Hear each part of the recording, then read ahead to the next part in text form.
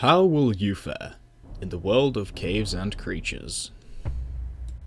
Crack, envoy of the Blue, and leader of the Sea Dwellers.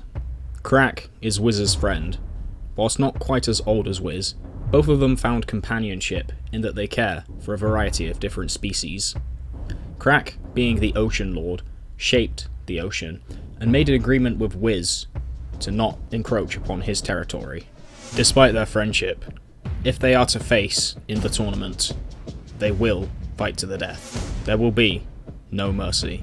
Crack is the first leader to introduce the concept of changing types. All his creatures are treated as sea dwellers, and this adds a unique and interesting spin on creatures that were in other decks. For example, the dinosaur's Spinosaurus will now always have that +1 movement, should Crack choose to use his ability to change a tile to ocean.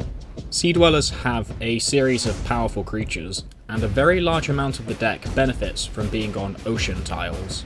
Many of their creatures gain movement from being on ocean, and some, such as the giant desert crab, offset their weakness of having limited movement. The powerful submarine completely flips the concept of mechanical creatures on its head. Instead of instantly dying to ocean, submarine dies instantly to every other kind of terrain.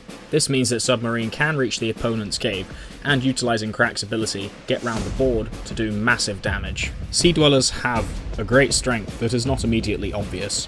Yes, Crack can change tiles to ocean and benefit his own creatures, but what is not immediately obvious is that he can get rid of damaging terrain to his creatures and threatening terrain, which means that he can get around the board in ways that other leaders cannot, and avoid damage whilst doing so. Of course, the Ocean Lord has ways to manipulate the tide in his favour.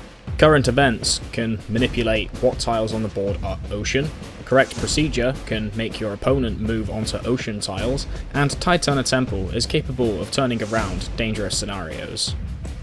Sea Dwellers are a powerful and consistent deck. Having extremely strong cards such as Harbour of Grudge makes them very tough to go against, but they do suffer from mana issues. There is no simple approach to the game as Sea Dwellers, and there's no simple approach to the game when against Sea Dwellers. Strong, consistent play is key for both sides. Recognising when Crack is short on sea counters, and being able to force him into a position where he cannot use them to heal, can be very beneficial. Cutting off access to ocean tiles can be important, and fighting away from ocean tiles can force the Sea Dwellers to commit resources to making tiles ocean, which can help your case. Crack and Wiz, best friends for millions of years. Will they end up facing off in the tournament? Will you aid the Ocean Lord and help him to drown out his opposition, or will you fight against him and prevent the rising tide?